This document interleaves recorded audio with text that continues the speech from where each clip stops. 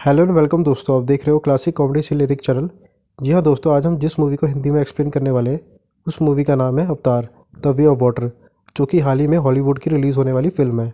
तो दोस्तों वीडियो शुरू करते हैं।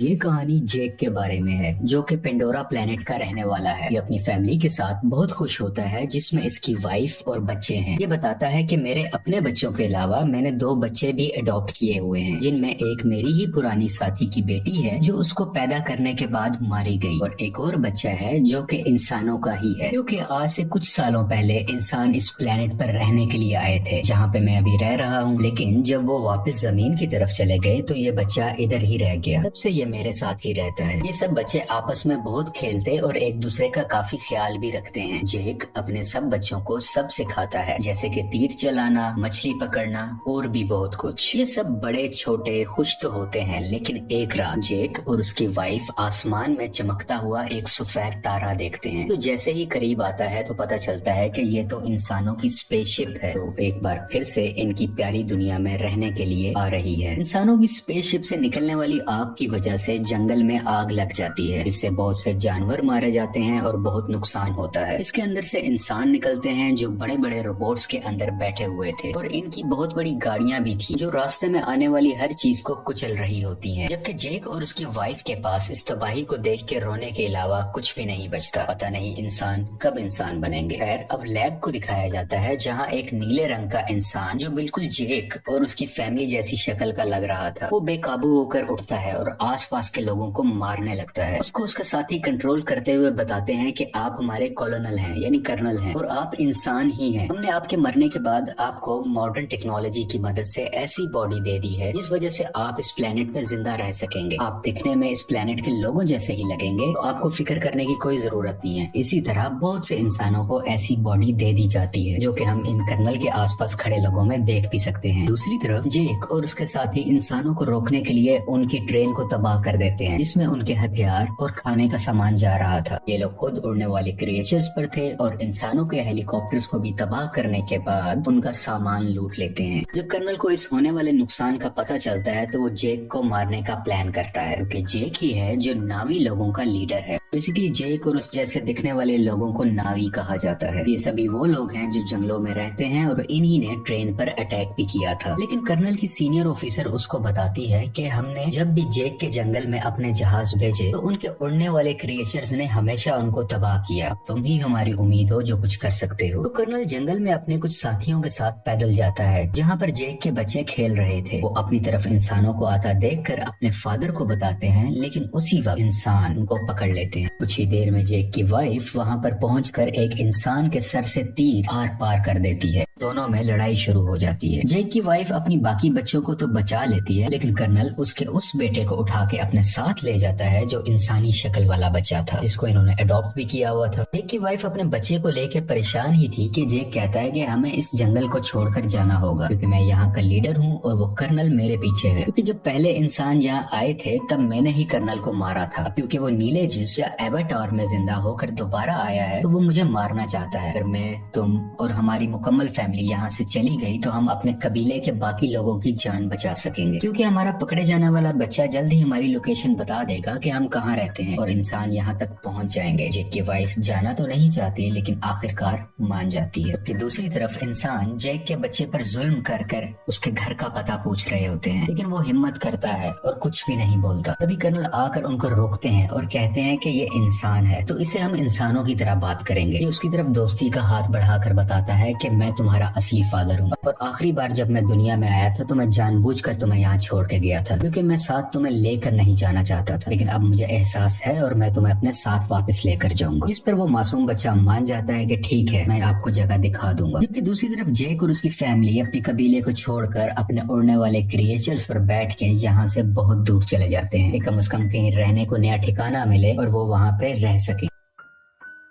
ये लोग पानी के पास रहने वाले नाविस के पास पहुंचते हैं। यहाँ पर रहने वाले लोग हैं तो इसी प्लेनेट के, लेकिन दिखने में सब्ज रंग के होते हैं। ये पानी वाले नावी शुरू में इनका मजाक बनाते हैं, जैसे कि वो कहते हैं कि इनकी दुम पतली है, इनके बाजू पतले हैं और भी बहुत कुछ। तभी पानी वाले लोगों का लीडर आता है और कहता है कि तुम जंगल के रहने वाले हो, तुम्हारी यहाँ पानी के पास कोई जरूरत नहीं है, तुम्हें कुछ नहीं आता कि पानी में कैसे सरवाइव करना है। लेकिन जेक जवाब में कहता है कि हम बहुत जल्द ही सब कुछ सीख जाएंगे और मेरी फैमिली के लिए मुझे आप लोगों की जरूरत है ताकि वो यहाँ पर सही सलामत जिंदा रह सके। ये देख के पानी का नावी लीडर मान जाता है और उनको रहने की इजाजत भी दे देता है। अगले दिन जेक के बच्चों को वहाँ के रहने वाले बच्चे घुमा रहे होते हैं, जबकि जेक का बेटा अपने बालों वाली चुटिया वहाँ के एक क्रिएचर से जोड़ता है तो वो बहुत तेजी से पानी के अंदर तैरता है, जिस वजह से गिर जाता है और वहाँ के सब लोग हंसने लगते हैं। अगले दिन वहाँ के कुछ बच्चे जेक की बेटी को पागल कह रहे होते हैं। इसके अलावा उससे बदतमीजी भी करते हैं, उसको काफी तंग कर रहे होते हैं। तभी वहाँ जेक के बाकी बच्चे भी आ जाते हैं और उस तंग करने वाले बच्चे को मारने लगते हैं। तुमने हमारी बहन को ऐसा क्यों कहा? जब जेक को ये सब पता चलता है तो वो अपने ही बेटे को डांटने लगता है कि तुमने उसे क्यों मारा, वो यहाँ के लीडर का बेटा है, जाओ तुम उसे माफी मांगो। वो जब जाकर माफी मांगता है तो लीडर का बेटा अभी भी गुस्से में था और वो उसको धोखा देना चाहता था, बदला लेना चाहता था। कहता है कि चलो तुम्हें एक अच्छी जगह पर लेके जाता हूँ। वो उसे गहरे पानी में ले जाता है जहाँ पर एक खतरनाक मॉन्स्टर रहता था। वो उसको वहाँ पर जाकर अकेला छोड़ देता है और खुद वहाँ से वापस आ जाता है। कुछ ही देर में पानी के अंदर से तेज मॉन्स्टर आकर उस पर अटैक कर देता है, जिस वजह से वो डूबने लगता है और लगातार मॉन्स्टर उस पर अटैक कर कर उसको खाने की कोशिश कर रहा होता है। दोनों आमने सामने होते हैं। तभी वहाँ सबसे बड़ा मॉन्स्टर आ जाता है जो छोटे मॉन्स्टर को अपने मुंह में डाल के पत्थर पर जोर का मारता है और उसको वहीं मार डालता है। इतनी ही देर में जेक का बेटा पानी में मजीद सांस नहीं ले पाता और डूब जाता है। जैसे ही उसकी आंख खुलती है तो वो देखता है कि सबसे बड़े पानी के मॉन्स्टर ने उसकी जान बचाई है और वो उसके ऊपर लेटा हुआ है। ये लड़का देखता है कि वो मॉन्स्टर बेचारा काफी जख्मी भी है, तो ये उसके जिस्म से कुछ लगे हुए हथियार निकाल कर उसको सुकून देता है, जिससे इन दोनों की दोस्ती हो जाती है और वो मॉन्स्टर इस लड़के को उसके घर वालों के पास छोड़ के आता है। जब सब्ज कबीले वाले नावी लीडर को ये पता चलता है कि उसके अपने बेटे ने ही जानबूझ के हमारे मेहमान को मॉन्स्टर के पास मरने के लिए छोड़ा, तो वो उसको सजा देने लगता है। लेकिन जेक का बेटा कहता है कि आपके बेटे की कोई गलती नहीं है, ये मेरा आइडिया था गहरे पानी में जाने का, मैंने ही कहा था कि हम वहाँ चलते हैं। इसे देख के लीडर के बेटे को शर्मिंदगी होती है कि इसने मुझे बचा लिया, ना कि मैंने गलत किया था, मैं तो उसको मारना चाहता था। इसी चीज को देखते हुए वो अब दिल से इनका अच्छा दोस्त बन जाता है। जेक का वही बेटा सबको बताता है कि बड़े मॉन्स्टर ने मेरी जान बचाई, पर सब दोस्त उसका मजाक बनाने लगते हैं और कोई भी उसका यकीन नहीं करता। अगले दिन ये दोबारा उसी बड़े मॉन्स्टर के पास जाता है और जाके बहुत ज्यादा एंजॉय करता है। वो दोनों आपस में बहुत खेलते हैं, जबकि कर्नल जेक की तलाश में अब तक फिर रहा था। तभी उसको इन्फॉर्मेशन मिलती है कि जेक अपनी फैमिली के साथ कहाँ कहाँ जा सकता है, लेकिन अभी भी एग्जैक्ट इन्फॉर्मेशन नहीं थी, इसलिए मजीद ढूंढना पड़ रहा था। कर्नल ने वहाँ के उड़ने वाले कुछ क्रिएचर्स पर अपना कंट्रोल भी कर लिया था, जैसे कि वहाँ के रहने वाले लोकल नावी लोग उन क्रिएचर्स को इस्तेमाल किया करते थे। सब इंसान जेक को ढूंढने के लिए निकल पड़ते हैं और एक जजीरे यानी आइलैंड पर पहुंचते हैं, जहाँ के लोग कहते हैं कि हमने कभी नहीं देखा जिसकी तस्वीर तुम हमें दिखा रहे हो। कर्नल को इन सब की बातें झूठ लग रही होती हैं, तो वो इन लोगों के एक क्रिएचर को मरवा डालता है। कर्नल का बेटा उसे समझाता है कि ये लोग कुछ नहीं जानते, ये सिर्फ मछलियाँ पकड़ते हैं, इन्हें छोड़ दो, ये कुछ नहीं जानते। तो कर्नल भी अपने बच्चे की बात मान लेता है, लेकिन जालिम इंसान फिर भी जाते हुए वहाँ आग लगवा कर उनके रहने की जगह को जलवा देता है। इस तरह और भी जगहों पर जाकर बहुत से मासूम नावी लोगों को मारने लगता है। सबसे बहुत कुछ पूछता है, लेकिन इस वक्त तक उसको जेक का पता नहीं चलता कि वो कहाँ पर गया।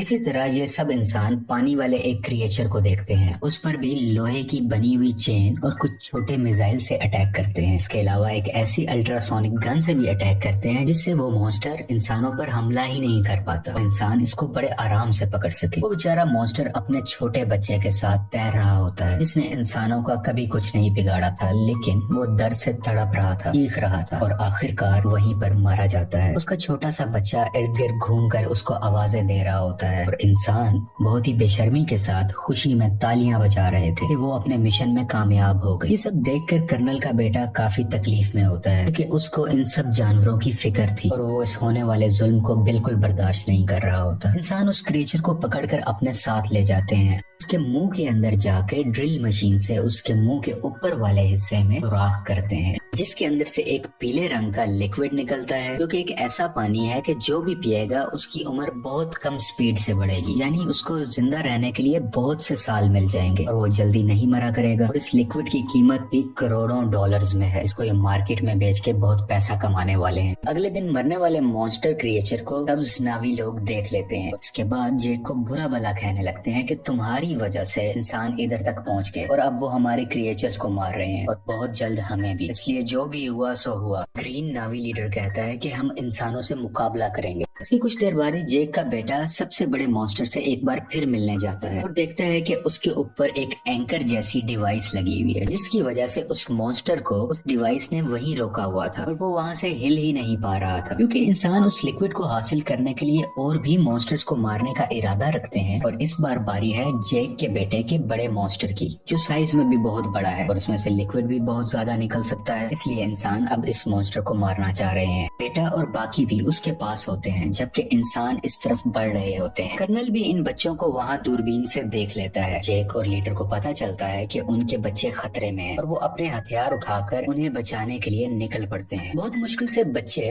बड़े मॉन्स्टर से वो डिवाइस निकाल देते हैं, जिस वजह से मॉन्स्टर वहाँ से आगे तैरकर निकल जाता है और बिल आखिर उसकी जान बच जाती है। लेकिन इंसान फायरिंग करते हुए अभी भी बच्चों का पीछा कर रहे होते हैं। यहाँ पे लीडर की बेटी मरने ही वाली होती है, तो जेक का बेटा उसका हाथ पकड़कर अपनी तरफ करके उसकी जान बचा लेता है। लेकिन थोड़ी ही देर में बच्चों को बड़ा सा जाल डालकर पकड़ लेते हैं और अपनी शिप पर ले आते हैं। कुछ देर तक बच्चों के पेरेंट्स भी यहाँ आ जाते हैं, यानी कि जैक वहीं रुककर देखता है कि उनके बच्चों को शिप के आगे कर्नल ने बांधा हुआ है। कर्नल कहता है कि अगर बच्चों की जान बचाना चाहते हो तो शिप पर तुम सिर्फ अकेले आओगे। तो जेक सबकी बेहतरी के लिए अकेले जाने का फैसला करता है। तभी जेक के बेटे का सबसे बड़ा क्रिएचर दोस्त पानी के नीचे से एकदम से ऊपर आकर इनकी शिप पर चढ़ जाता है और अपने हाथों और दुम से वहाँ खड़े इंसानों को मारने लगता है और हर चीज तबाह कर रहा होता है। ये देख के जेक और लीडर के लोगों को भी मौका मिल जाता है कि वो इंसानों पर हमला कर दें और वो सब लोग शिप की तरफ बढ़ने लगते हैं। इंसानों और इन सब नावी लोगों के दरमियान काफी लड़ाई हो रही होती है। बहुत से इंसान भी मारे जाते हैं और कुछ नावी लोग भी। और वो पानी वाला क्रिएचर इंसानों की एक छोटी शिप के ऊपर से छलांग लगाकर उसको लोहे की रस्सी से इनको दबाकर मार देता है। जेक भी इंसानों का मुकाबला करते हुए बच्चों के पास आके उनको वहाँ से छुड़वा लेता है। कुछ बच्चे अपने अडॉप्टेड इंसानी भाई को भी ढूंढ लेते हैं और वहाँ से भागकर अपनी जान बचाते हैं। लेकिन उसी दौरान जेक का एक बेटा मारा जाता है और उसकी माँ यह सब देखकर अपने दिल पर काबू नहीं रख पाती और चिल्ला चिल्ला कर रोने लगती है।